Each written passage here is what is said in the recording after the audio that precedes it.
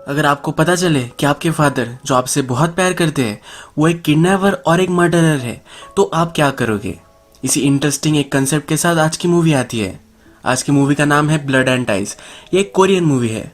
एक रियल से इंसिडेंट को लेकर उसका एक फिक्शनल रूप इस मूवी में दिखाया गया है। तो चलिए इस मूवी को एक्सप्लेन करना स्टार्ट करते हैं। मूवी स्टार्ट होती है और हमारी मेन कैरेक्टर जिसका नाम है देउन, ये हमें हॉस्पिटल बेड पर दिखती है। ये अनकॉन्शियस है और अपने पिता की यादें उसे आ रही है। बचपन से इसके फादर इससे बहुत प्यार करते थे। एक बार स्कूल में फादर इसे लेने के लिए आए पर ये कहीं दिख नहीं रही थी। फादर बहुत ही चिंतित हो गए थे। जब देउन उन्हें दिखी तो इसे गले लगा लिया था। फादर ने कहा था कि कहीं भी मुझे छोड़कर मत जाना, मैं तुम्हारे बिना नहीं जी सकूंगा। देउन को भी ये पता था और छोटी देउन बोली थी कि मैं तुम्हारा दिल हूँ। अब वे फादर और डॉटर बातें करते करते घर आते हैं। फादर देउन को लिखने के लिए डिफिकल्ट वर्ड्स देते हैं। आज देउन को फादर एक एड्रेस देते हैं। ये एड्रेस देउन सही से लिख नहीं पाती। फादर कहते हैं कि तुम बहुत ही जल्दी गिव अप कर देती हो।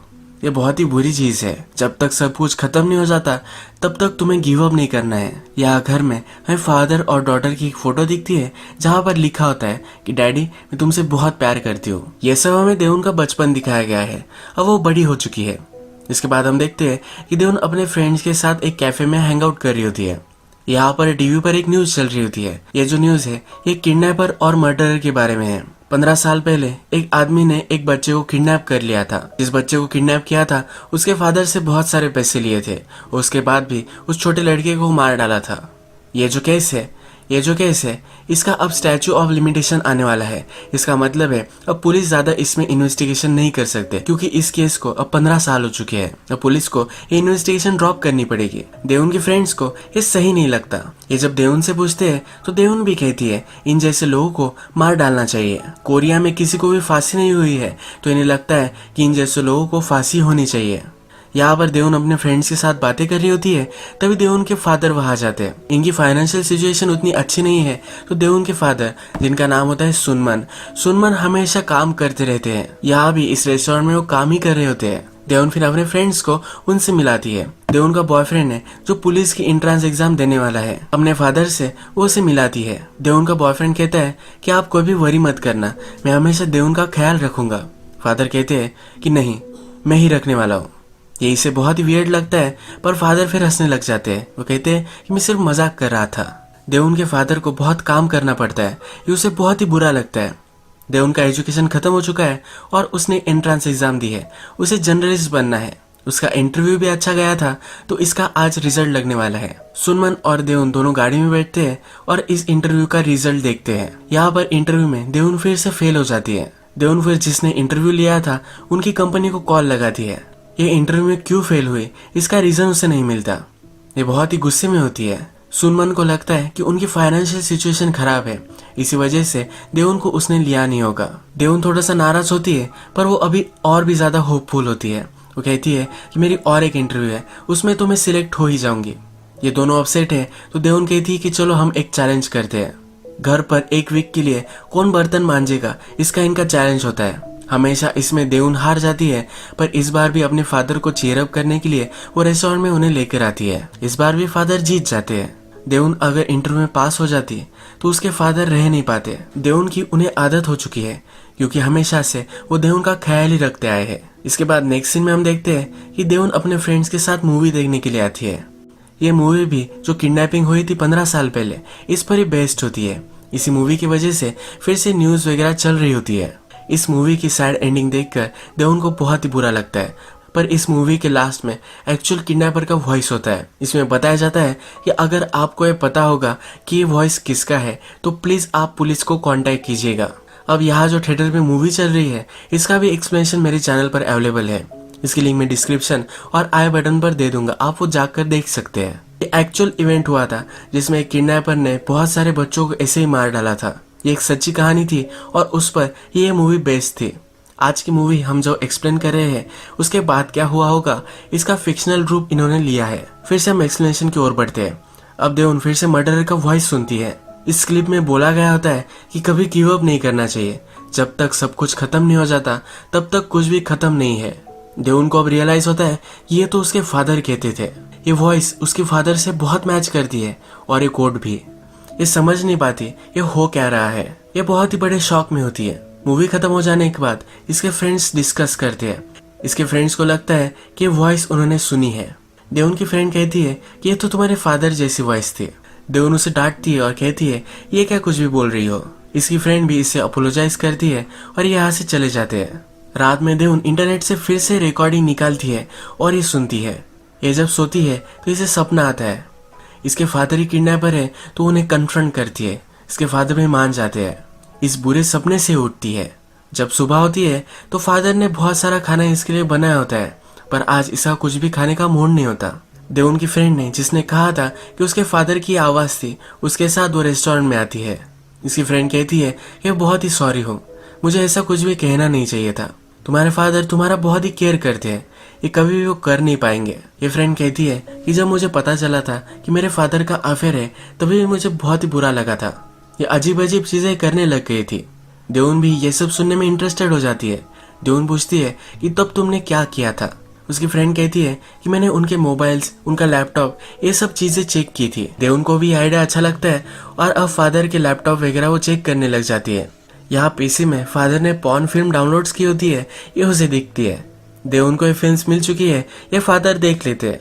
फादर मना कर देते हैं कि ये मेरी थी ही नहीं, जब हमने बाय किया होगा तब ये आ चुकी होंगी। देवन जब अपने फ्रेंड को ये कहती है तो ये दोनों बहुत हंसती है। देवन की फ्रेंड कहती है तुम्हारे फादर भी एक मेल है, उनकी भी फिजिकल नीड्स होंगी, और ये दोनों और भी हंसती है। देवन को अब कंफर्म करना ही है कि उसके फादर मर्डरर नहीं है। उसके फादर हमेशा वीकेंड्स पर फिशिंग के लिए जाते हैं, पर कभी भी कोई भी फिश नहीं लाते। ये उसे बहुत ही सस्पिशियस लगता है और अब फादर का पीछा वो करने लग जाती है। ये फादर के पीछे जाती है तब उसे पता चलता है कि एक अमीर घर पर उसके फादर काम करते हैं। ये वीकेंड्स पर जाकर सब साफ सफाई कर कर आते हैं। रात में देवन देखती है कि उसके फादर क्लब के बाहर काम कर रहे हैं। एक अमीर लड़की वहां आती है जो ड्राइव करना चाहती है, पर यह बहुत ही ड्रंक है, तो फादर इसे मना करते हैं कि तुम्हें ड्राइव नहीं करनी चाहिए। ये लड़की मानती नहीं। इन दोनों में झगड़ा हो जाता है और लड़की फादर को मारने वाली होती है, तभी देवन वहां पहुंच जाती है। देवन इसे रोक लेती है और देवन और इस लड़की का अब बहुत ही झगड़ा हो जाता है। डायरेक्टली यह सब हमें पुलिस स्टेशन में दिखाए जाते हैं। फादर पुलिस को कह रहे होते हैं कि ये सब गलती मेरी है, मेरी बेटी को छोड़ दो। जो अमीर लड़की थी ये कह रही होती है कि इन्हें जेल में डाल दो, पर उसे भी वो घर भेज देते हैं। देवन को अपने फादर के लिए बहुत ही बुरा लगता है और ये दोनों अब घर आ जाते हैं। नेक्स्ट सुबह हम देखते हैं कि देवन अपने फादर की मॉलिश कर रही होती है।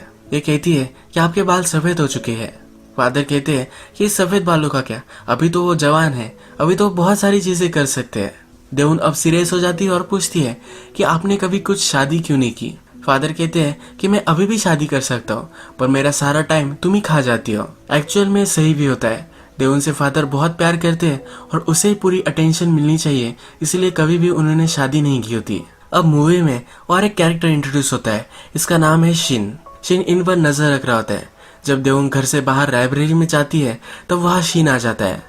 शिन देवन से बातें करने लग जाता है और कहता है तुम्हारे फादर के बारे में, तुम्हारे बारे में मुझे सब कुछ पता है। ये फिर एक लेटर देवन को देता है। यह लेटर देवन के फादर के लिए है। यह फादर को इस लेटर में ब्लैकमेल कर रहा होता है। इसके बाद वो फादर को भी कॉल लगाता है। ये फादर को कहता है कि अब मैं कोरिया आ चुका हूँ, मैं हमेशा अब यही रहने वाला हूँ। ये पैसों की डिमांड करता है। कहता है कि मेरी सिस्टर अब बीमार है, उसे कैंसर है, इसी वजह से उसे पैसे चाहिए। फादर कहते हैं कि मैंने बहुत सारे तुम्हें पैसे दे दिए हैं, अब फादर उसे पैसे नहीं दे सकते, लेकिन अगर तुमने मुझे पैसे नहीं दिए तो मैं देवन को सब कुछ सच सच बता दूंगा। फादर ने देवन को कहा होता है कि उसकी मदर मर चुकी है, पर एक्चुअल में ऐसा नहीं है। देवन की मदर जिंदा है और शिन की सिस्टर ही उसकी मदर है। रात में फिर से देवन को शिन का कॉल आता है। फादर अब उसे कहते हैं कि जरा वेट करो, तुम्हें सब पैसे मैं दे दूंगा। अब थोड़े दिन हो जाते हैं पर फिर भी वो उसे इग्नोर ही कर रहे हैं। देवन को ये लेटर सस्पिशियस लगता है, पर वो अपने फादर को अब कन्फर्ट नहीं करती। बाद में शिन इनके घर पर आ जाता है। इसी दिन देवन की मदर मरी थी, ये उसके फादर ने उसे कहा था, इसलिए वो डिनर वगैरह कर रहे होते हैं।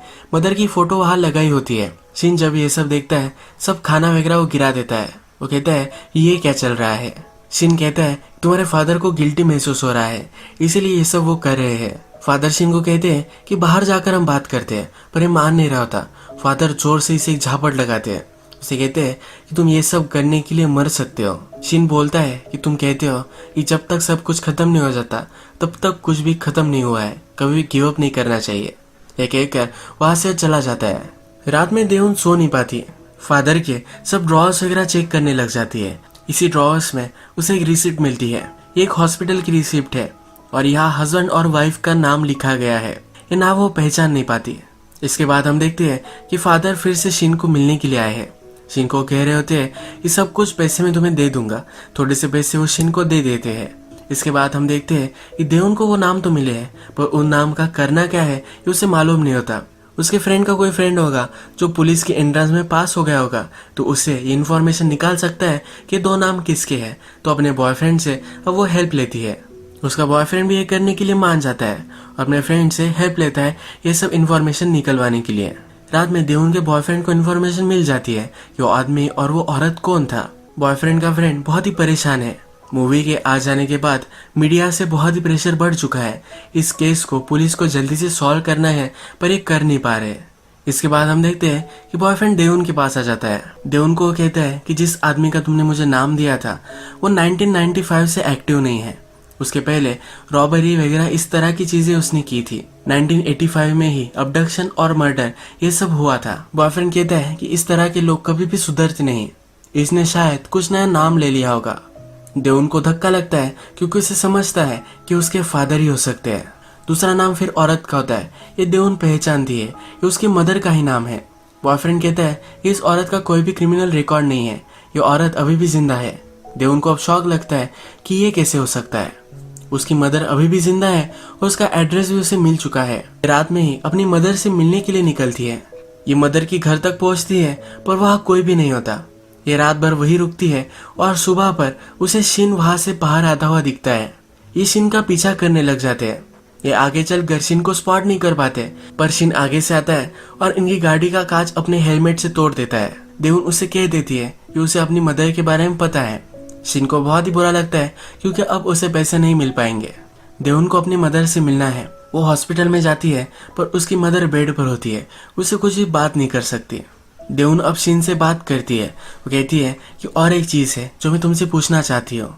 वो फिर मर्डरर की रिकॉर्डिंग शिन को सुनाती है। शिन को मालूम नहीं होता कि फादर मर्डरर है, पर अब उसे फिर से खुशी होती है या वो फिर से उसे ब्लैकमेल कर पाएगा। रात भर शिन घर पर नहीं आई थी, तो फादर बहुत ही वरीड हो चुके थे। शिन ने फादर को हॉस्पिटल में बुला लिया होता है। फादर शिन के पास आते हैं और कहते हैं कि चलो घर चलो, मैं सब एक्सप्लेन करूंगा। फादर कहते हैं कि तुम्हारी मदर ने तुम्हें छोड़ दिया था, मैं कैसे तुम्हें ये सब बातें कह सकता था। रात में घर पर जब ये होते हैं तो फादर कहते हैं कि मैं तुम्हें इन सब से दूर रखना चाहता था। शिन फिर अपने फादर को अंदर बुलाती है, उन्हें रिकॉर्डिंग सुनाती है। वो पूछती है कि मुझे अब सच सच बताओ कि तुम मर्डरर हो या नहीं हो। फादर कहते हैं कि कुछ भी मत बोलो, मैंने ऐसा कुछ भी नहीं किया है। जो मैं हमेशा बोलता हूँ, कभी भी गिव अप नहीं करना चाहिए, ये एक फेमस कोट है, इसलिए मैं बोलता था। शिन इस पर बिलीव कर लेती है। शिन कहती है कि मैं सॉरी हूँ, मुझे पता था कि आप मर्डरर नहीं हो सकते। नेक्स्ट सीन में हमें दिखता है कि शिन अपने बॉयफ्रेंड के साथ होती है। उसे उसकी बचपन की स्टोरी सुनाती है। ये कहती है कि जब मैं छोटी थी तो कुछ बच्चे मुझे बहुत ही तंग करते थे। एक दिन मैंने उसे बहुत मारा था। फादर को स्कूल में बुलाया गया। मैंने फादर को कहा कि मैंने किया ही नहीं है। फादर ने भी मुझ पर बिलीव कर लिया था। वो मुझसे बहुत प्यार करते थे। मैंने उन्हें कहा था कभी भी मेरे स्कूल मत आना, और उसके बाद वो कभी भी नहीं आए। देवुन अब रोने लग जाती है क्योंकि उसे अभी भी लगता है उसके फादर मर्डरर हो सकते हैं। देवुन फिर न्यूज पर सुनती है कि जिस लड़के को मारा गया था उसके फादर डॉक्टर है। जिस हॉस्पिटल की रिसिप्ट देवुन को मिली थी उस रिसिप्ट पर भी इसी डॉक्टर का नाम था। तो इन डॉक्टर के पास वो मिलने के लिए आ जाती है। वो अपनी मदर के बारे में डॉक्टर से पूछती है। डॉक्टर कहते हैं कि तुम्हारे मदर और फादर एक बेबी के लिए बहुत ही ट्राई कर रहे थे। डॉक्टर देवुन को देखकर अब खुश है। अब डॉक्टर के बेटे के इंसिडेंट के बारे में देवुन बात करने लग जाती है। देवुन पूछती है कि जो वॉइस था, इसके अलावा तुम्हारे पास कुछ सबूत है? किडनैपर ने रिटर्न नोट्स दिए थे। ये नोट्स डॉक्टर देवुन को दिखाता है। इस नोट्स पर एक एड्रेस है। देवुन को याद आता है कि उसके फादर ने उसे एक एड्रेस लिखने के लिए बोला था।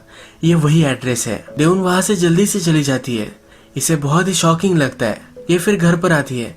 जो एड्रेस, जो हैंडराइटिंग उसके पास है, वो अपने बचपन की हैंडराइटिंग से मैच करती है और ये पूरी तरीके से मैच कर रही है। अब अपने फादर को कन्फ्रंट करती है।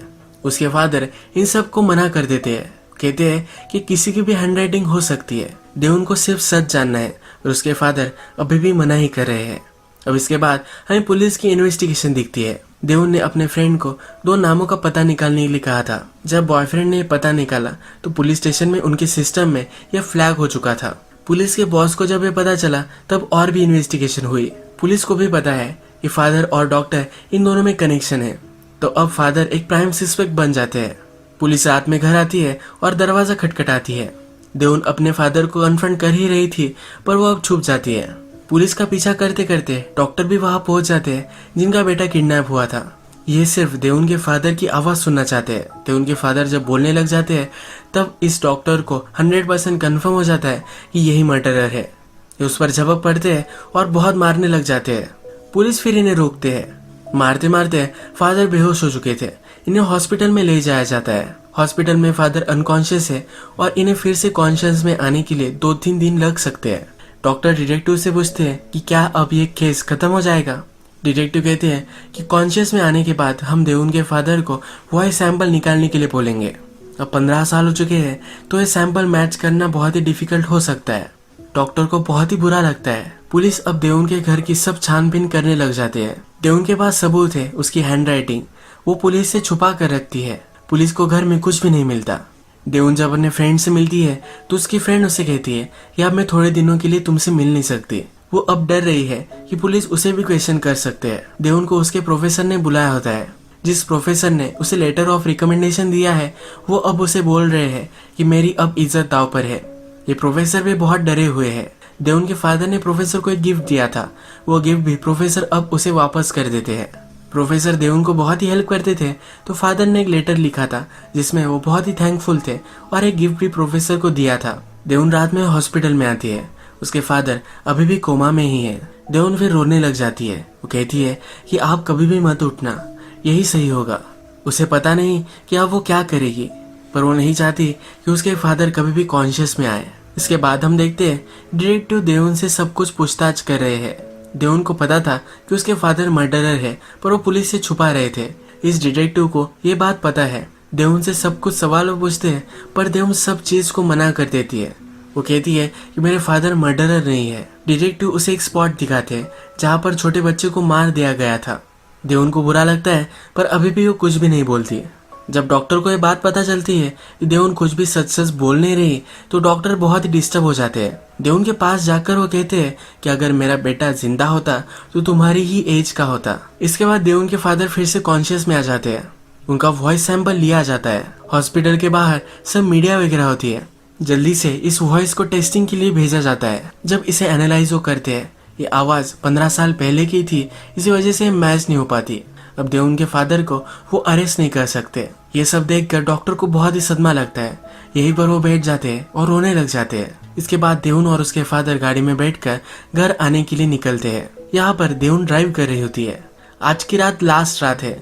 इसके बाद इस केस की कुछ भी इन्वेस्टिगेशन नहीं होगी क्योंकि ये केस आज रात के बाद एक्सपायर होने वाली है। देवन फिर अपने फादर को जिस स्पॉट पर छोटे बच्चे की लाश मिली थी वहां लेकर आती है।